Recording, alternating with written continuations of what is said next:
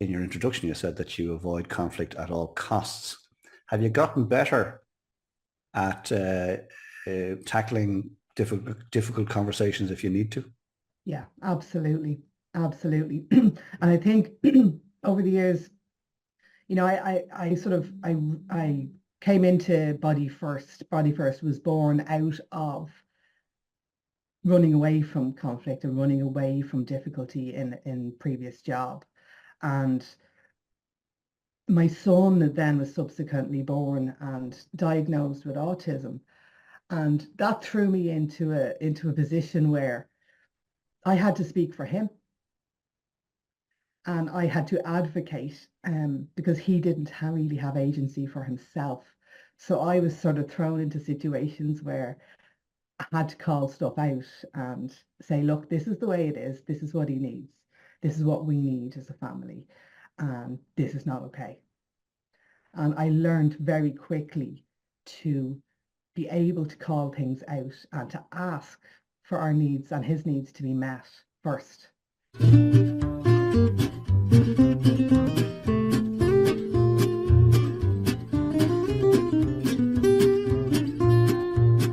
Hello there and welcome to another Coffee with Colm, and thank you indeed for joining us. This week my special guest is Andrea O'Grady.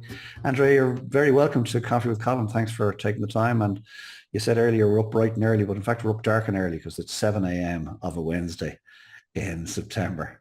Andrea, great to have you here. Come in, cheers us with your coffee cup. Say hello. Good morning. Thank you for having me. Good to be here. Pleasure, pleasure, pleasure. Tell us a little bit about yourself, what you're doing these days. I see Body First. Tell us what you're doing with Body First. Yeah, so Body First has been around for quite a few years now, but it has evolved, I suppose, a lot, especially in the most recent years since the pandemic. So what I'm doing now really is I'm fresh off the back of a course in Trinity, and I'm adopting health and well-being consultancy into my business. I'm all about your body first. So listening to your body, moving your body, paying attention to what your body is telling you. And that's what I'm all about. Physical therapy, Pilates, and understanding ourselves at a deeper level. Very nice, very nice. I love that. I love that. You're just off the back of a program in Trinity. Yes, nice one, nice one. Body First, it's interesting the way you describe that. It's very clear what the name says. And it reminds me of, we moved to Limerick back in the late 90s, and we had a cafe, and the window cleaner, his van was just windows on the side of it, just windows. And I asked him one day, why does it say just windows? He says, because we don't do floors and we don't do walls. We do just windows. So I love that you're very clear, Body First. Health and well-being is something that this is season 9 of Coffee with Colm. I feel I've been led to, and I'm having conversations with great people just to talk about their views on health and well-being. Before we go there, tell us who you are, where were you born, bred and buttered, as we say? So born, bred and buttered in Dublin North Side. I grew up in Glasnevin. The Botanic Gardens was my second back garden, I suppose. And I'm a Meath woman now. I've moved out to Meath 20 years. Went to school locally and played basketball with my friends right up until I was almost 20. And I suppose that's where my core sense of self came from, and my values, teamwork, learning how to work with people, learning how to lose at life, learning how to win, to celebrate and be injured, get well. And I suppose that's where my interest has always lay for myself, about my body. If my body felt good, I felt good. My mind felt good. And it's sort of been a thread that's woven through all these years of my life. Glasnevin, north side like myself. Woohoo! Happy days. Big up the Glasnevin. Career, I love what you said there. Learn how to lose. I never heard anybody say that before, but it's so true. Learn how to lose. I mean, professionals never lose. They win or they learn, as you and I have learned over the years, right? Sometimes I win, sometimes I learn. But I really love that phrase, learn how to lose. And you learned that through basketball. Tell us more. Okay, so I suppose playing with a panel of 10, 12 girls 4 or 5 times a week on various different teams, you learn a lot. There's a lot of conflict, shall we say, and a lot of different obstacles to be overcome. And yeah, I mean, growing up was challenging. It's challenging being a teenager anyway, and then playing sport and having to be cohesive on the court while there might be other things going on off the court in school or with relationships, boyfriends, all that sort of thing. At the time, I was clueless. Everything was a drama, I suppose. But in hindsight, it was a brilliant learning ground. And then we still all had to come together on the court and work cohesively. And we did. Wow. That's very interesting the way you said that you know, when you turn up for your team and you're playing or in business or in our careers, we got to turn up and play for the team, right? Despite what's going on around us. That's really interesting. And I think it's a challenge for many people. I think part of the problem is we expect everybody in our work environment, let's say, to be fine. We Mhm. don't expect anything other than that. And we don't give really any countenance to what might be going on behind closed doors. We just Mhm. need them to turn up and we ourselves need to turn up. Have you found that easy to do over the years? Quite the opposite. Quite the opposite. It's very challenging to be in a work environment and to think a certain way. And I suppose, like many people, sort of expected people to think the way I thought and expected people to experience things the way I experienced it. And in my career, actually in most of my career, there was always an underlying anxiety for me and a sort of I wanted to avoid conflict at all costs. At all costs. Um, it definitely a recovering people pleaser in me, and I found work very difficult to navigate because of that. Uh, Very interesting. Recovering people pleaser. I love that. Do you think you'll make it? Will you recover? I have incredible hope for myself, Colm. Great, that's great. This underlying anxiety, do you want to touch on that a little more? Yeah, I guess I've always been labeled as a sensitive person, sensitive child, in fact, growing up. I wear my heart on my sleeve. I can be emotional. I'll cry. Um, and I think my experience growing up in my family that was so full of love and fun and affection. My father died when I was young. I was 9 when my dad died of lung cancer, and everybody did the best they can, including my mother, God rest her soul. Um, but it wasn't talked about, and conflict was never talked about. There'd be conflict, and people would get on with it and never talk. There was never people coming back to really openly communicate and have conflict resolution, I suppose, and then moving on. So it was always a bit of dancing around eggshells. And I think that was at my core self when I went out into the workplace. And the anxiety was always there. And I'm a deeply feeling person. So I can walk into a room and straight away I could get the sense of what the atmosphere is. I notice tones of voice. I notice tilts of heads. I'm extremely good and probably too aware at times of that. And that feeds into my emotional well-being. Isn't it interesting that our childhood has such a bearing on the rest of our lives? A friend of mine has said uh, we spend the rest of our lives getting over our childhood, whether that's good or bad, right? But Warren Buffett calls it the ovarian lottery. You happen to have been born into a particular household, as was I. I loved what you said. I'm delighted for you that yours was filled with love and caring and all those things. Sorry that you lost your dad at such a young age. And then you went on to say that your mother did the best she could, God rest her. Yeah. Um, but then you expanded on that, and clearly, you know, it wasn't perfect, but no family or household is perfect. But it's really interesting, this dancing around eggshells that, and you said earlier in your introduction, you said that you avoid conflict at all costs. Have you gotten better at tackling difficult conversations if you need to? Yeah, absolutely. Absolutely. And I think over the years, I sort of I came into Body First. Body First was born out of running away from conflict and running away from difficulty in previous job. And my son then was subsequently born and diagnosed with autism. And that threw me into a position where I had to speak for him. And I had to advocate because he didn't really have agency for himself. So I was sort of thrown into situations where I had to call stuff out and say, look, this is the way it is. This is what he needs. This is what we need as a family. And this is not okay. And I learned very quickly to be able to call things out and to ask for our needs and his needs to be met first in a respectful way and in a calm way. Because, when you're overly emotional or, you're angry and people don't hear as clearly. So I was nearly forced to develop the better skill of communication and talking about difficult things. And that just has spilled out into the rest of my life. Wow. What's your son's name? Jack. Jack. And how old is Jack? Jack's 14 now in second year and doing absolutely brilliantly. Great. May I ask, is he in mainstream? Mostly, yeah. He started off in mainstream and had to be moved into autism class.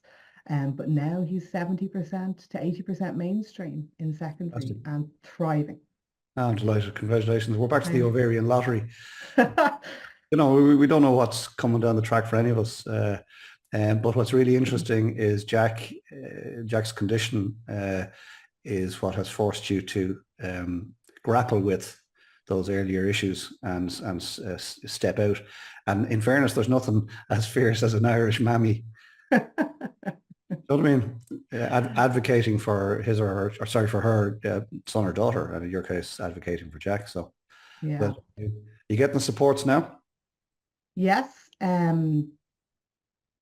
Privately, within our circle. I remember at the time feeling when it happened,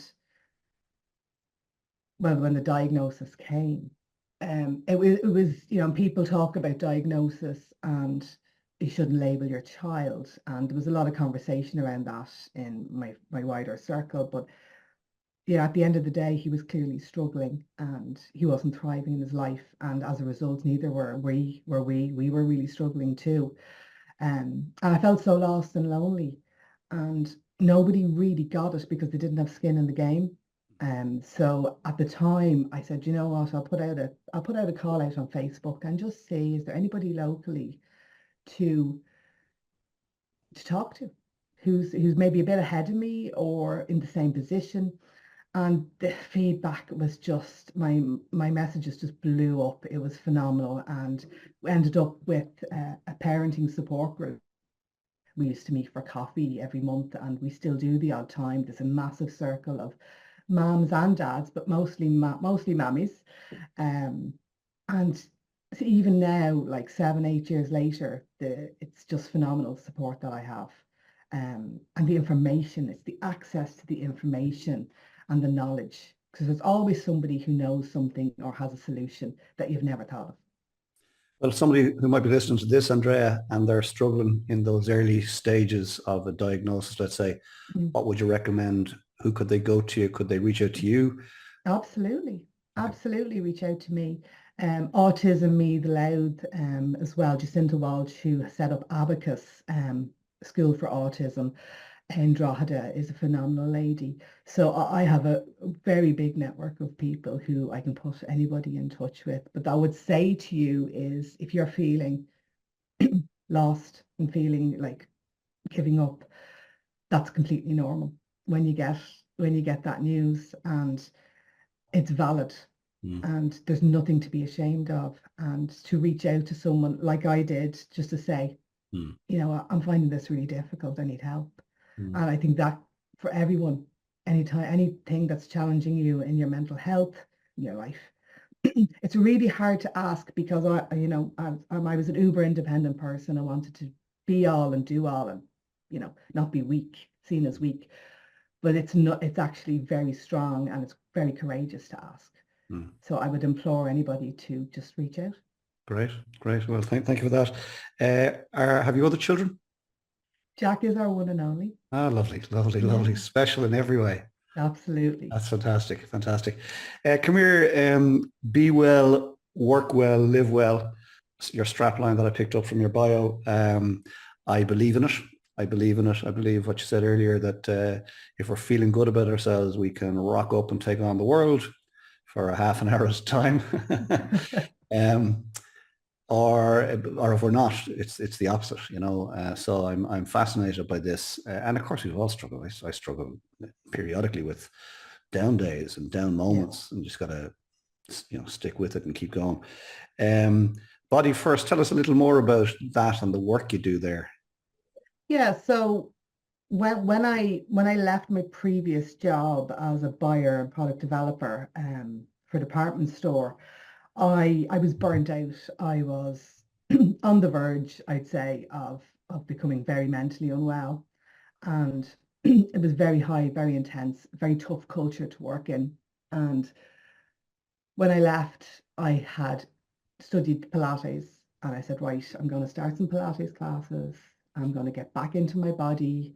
I was tuning back into sort of my basketball sort of feelings. I was saying, when I get back into my body and I work my body, I'm going to feel a lot better. So started that and went back to college and studied neuromuscular therapy, and have for the last 14, almost 15 years, have been running physical therapy clinic out of Duleek in County Meath, and really working with people one-to-one and coaching them, but not officially coaching them um, for their injury and pain and their challenges in life. But what became very apparent over the time I've worked with people is that it's about your mindset. It's actually about your mental attitude to your body. And we tell ourselves a lot of stories when we're injured, and especially when we're feeling vulnerable. And we rely on the information we're given by medical professions, and maybe reflect on past experiences. And that can make us play very small in our bodies and play very safe. And we can get scared about pushing ourselves to get back to where we were, or we can be so determined that we're getting back there fast that we do ourselves more disservice and injure ourselves more. So it's really interesting when different personalities come in and seeing, what their sort of mental outlook is, their emotional sort of resilience, and how flexible they are in terms of being able to try something new. Some people want to do all the work and some people want to do no work and to still get better. So it's an interesting conversation to have with people, and I'm constantly fascinated by that. I'm loving the fact that you found yourself in that space because of personal experience, right? And what's that? Physician heal thyself. It appears that you started there, which is great. And then now you're able to spot the signs as people walk through the door very quickly. You mentioned that earlier, that you can read a room almost instantly. Happy days. I get it. I can see those two personalities. I can see the meek individual creeping through the door. I can see the three, actually, the lazy person wanting you to do all the work for them. And I can also see the person trying to force themselves, and there's too much of that going on in the world these days, in my opinion. Andrea, I loathe these influencers, shocking term, right, who get on and tell us we need to be busting our gut 24/7, 365 if we're going to be worth anything in this world. And unfortunately, some people buy into it. I disagree. What's your view on that culture? I was totally that person. I was totally that person, hand on heart, for sure. And it nearly killed me, to be honest. And when I left my job as a buyer in 2009, jumped ship, ran for the hills, flames under my feet. That's why I wasn't well. I had absolutely no sense of self. I had no boundaries around work. I was constantly being given more work to do, being promoted, saying yes to everything, not questioning, and receiving no leadership or training in terms of managing people while having a team under me. And I thought it was my fault that I was failing. and it was 24/7, be the last to leave, don't leave before the MD, be in early, drive 2 hours each way to work each day, put in a 70 to 90 hour week, like lunacy, absolute lunacy. And I thought it was my fault that I just wasn't good enough. So hustle culture, in my opinion, erodes most people's self-esteem because you cannot do it all. It's physically impossible, mentally, spiritually, and emotionally to keep all the plates spinning. So I'm all about the slow cook. I'm about the slow burn. I'm about making things really simple and easy and doable without eroding the joy in your life. We have a saying here in the house that my son coined, actually. I used to say practice makes perfect, when we were working on something. He'd say, no, ma'am, there's no such thing as perfect. Doesn't exist, but it can be just right. Wow. And I thought, yeah, you wise man. Out of the mouths of babes, huh? Yeah, so we Wow. talk about practice makes progress now Very nice. in all aspects. And that's what I bring to my clients, to my workshops. It's about don't erode the joy. There has to be a sense of purpose and motivation and goal driven, yes, in your well-being, but there has to be joy. Yeah, I love it. Yeah, very nice. Practice makes permanent is another phrase I came across. Love it. You can be practicing. I don't play golf, but you can practice a golf swing, and it becomes permanent. It doesn't mean it's perfect. Driving the car, right? Practice has made it permanent. I don't think I would. I'd perhaps you'd be the same, but I don't think I'd pass a test these days. But I've been driving for decades. Yeah, I'd be the same.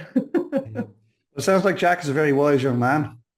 I think he's been here before, Colm. Yeah, it sounds that way, and he's been sent so. to teach us all through you. We must get him on in a few years' time for. I tell you, you need more than half an hour with him. Come here, don't erode the joy. Love that.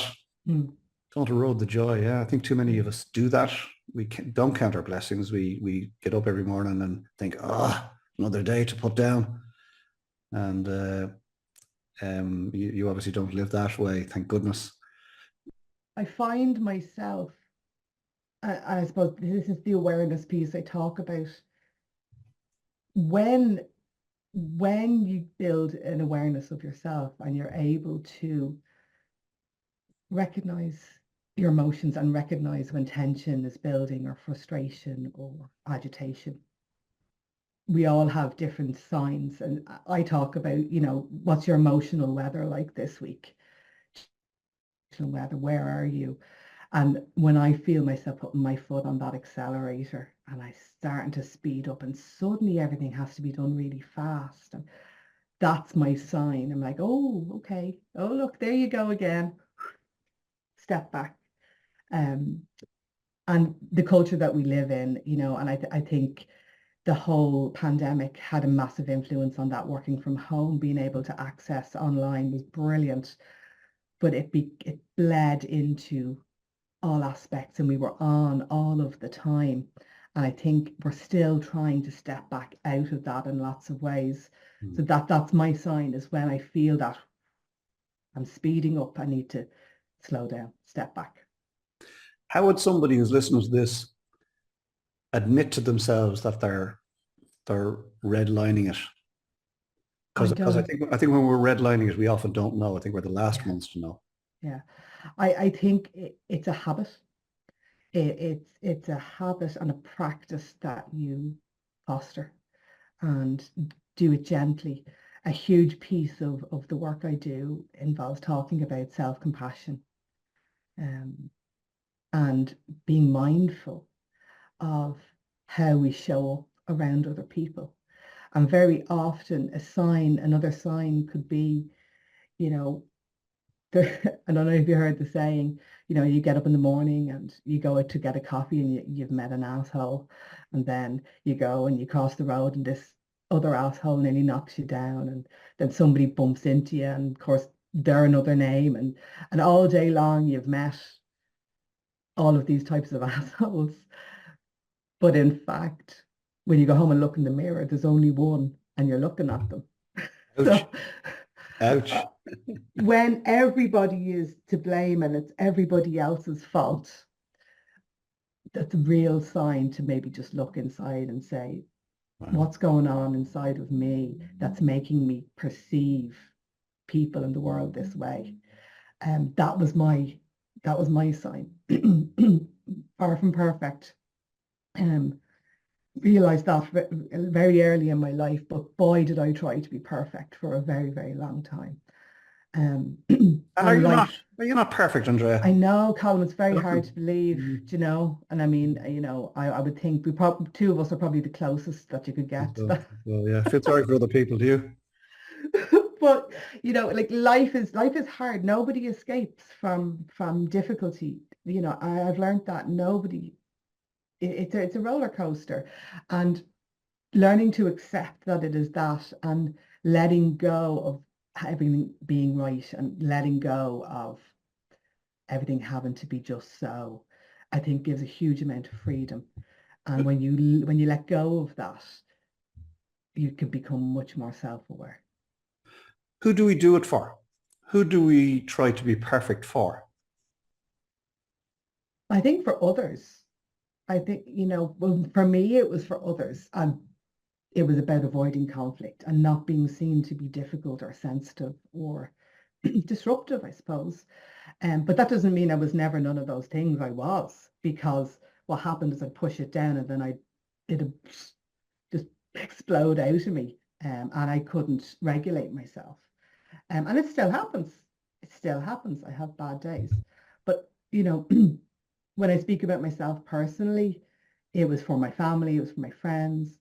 Um, but I think my view on that now is to flip it. And it's not about being perfect. It's about actually being the best within yourself that one could be. Um, well-being for me used to be being looking fit, being as small as I could, you know, the aesthetics and the look. And now it's very much peace, um, calm, and feeling strong in myself, feeling grounded and being able to make the right decisions, smart choices for my relationships. Uh, So perfect is sort of Yeah, yeah, yeah. gone. And unfortunately, we're actually, there's hustle culture online being forced down our throats. There's also perfection online being forced down our throats, you know. Come here, which as we know isn't attainable. Beauties, you worked in beauties for a period. I Right? did, Tell us and more.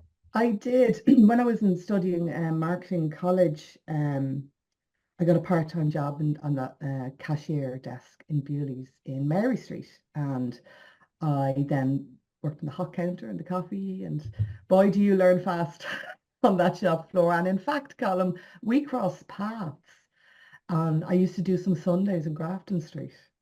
Right. And when I met you more recently, I knew I'd met you before. Yeah. And I remember you being so nice to me, and I was so nervous because I was up in Grafton Street branch and I had to be perfect, don't you know? I love it. And you were very kind to me and Yeah. gave me very nice guidance, and it was all fine, you know. That's very nice. I'll come here, a tenner in the post for that comment. I joined Beauties in 1988, and I was deputy manager in Grafton Street, and then I was asked to go down and open up Beauties in Mary Street. So it's interesting. I haven't met anybody in years that spent time in Beauties in Mary Street. That was an interesting exercise in loads of different ways. And then, of course, Beauties in Grafton Street. Yeah, I was GM there for a while and thoroughly enjoyed it. But I also experienced burnout.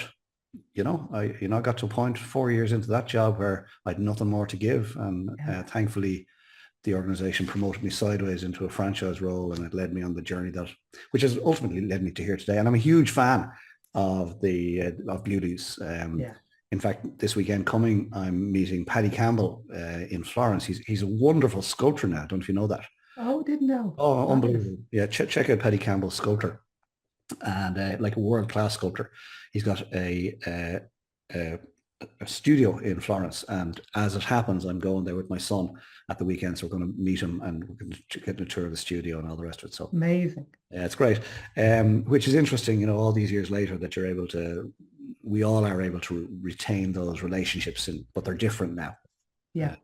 So come here, two last questions. One is, if you're happy to go there, a very difficult moment for you. What was a very difficult moment for you?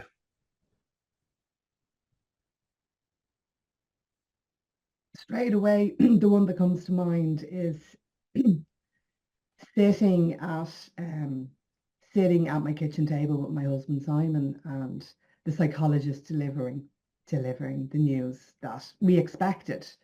But I distinctly remember sitting there expecting to be told what we were told.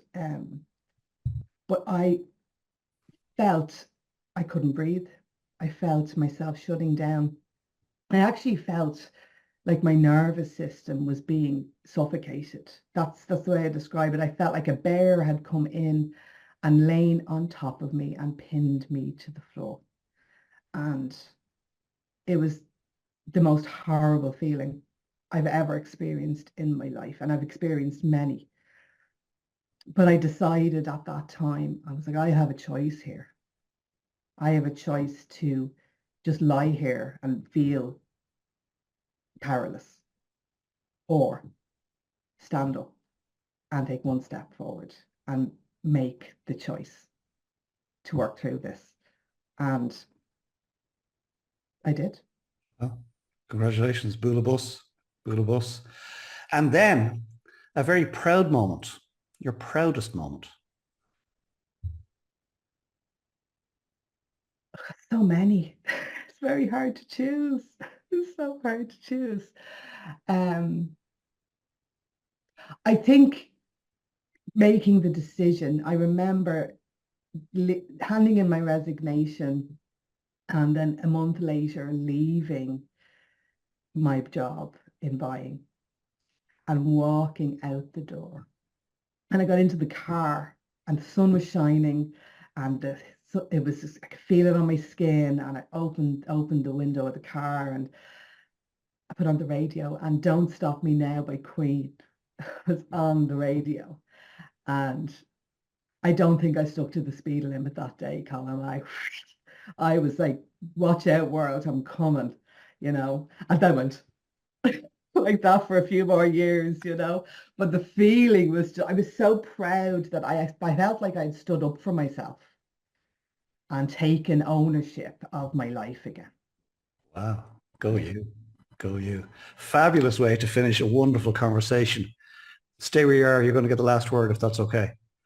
Folks, it's been a pleasure, an absolute pleasure talking to Andrea this morning. Thank you for joining us for this week's Coffee with Colm. Hope and trust as ever you got something from it. I'm sure you did. Come back next week and we'll have another coffee together and we'll share it with somebody else and learn something new. In the meantime, get some great coffee for sure. Get some fresh air, get some R&R. If you spend too much time alone, please go and meet some people. Conversely, if you spend too much time with people, get out there and take some time, meet yourself. And then when the time is right, and only when the time is right, get your head back in the game, get organized for the week ahead, get stuck in, make next week count. And we'll see you here this time next week for another Coffee with Colm. Sláinte. Andrea, last word to you. Thank you so much for having me, Colm. And I would say to anyone who perhaps is watching this, that if you find yourself at maybe a crossroads, or you just know that something needs to change, stop and write it down and just listen to the words that come out, because you already know the answers. You already know. We all have that deep resilience inside us, and the answers are there. Slowing down and making the space to let them come out is what counts.